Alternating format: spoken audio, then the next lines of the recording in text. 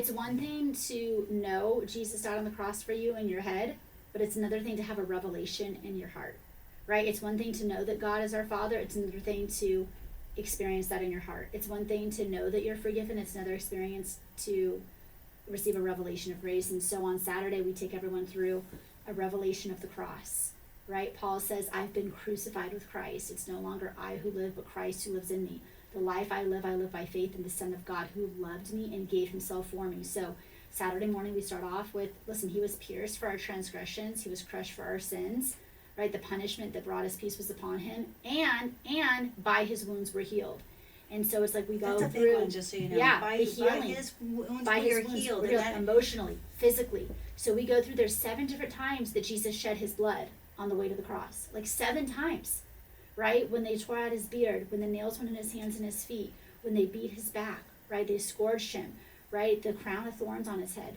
And so, so we talk about the 7 different times that Jesus shed his blood and what that actually means for our life. And it's a real experience that people have, where they experience a revelation of the cross, where they can say, I have been crucified, because time does not heal wounds.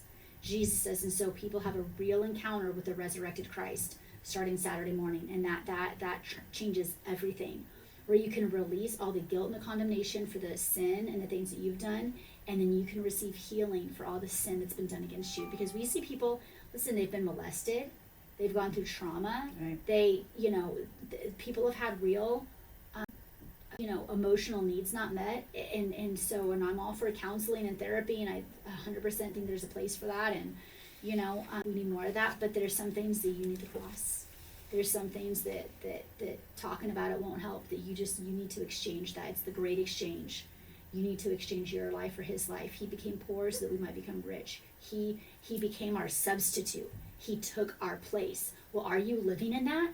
Or are you still living your life? Or are you living in the resurrected life? Because there is a new life. There is a resurrected life. And so we make that exchange Saturday morning. It's powerful. And then we go on to talk about the revelation of the Father,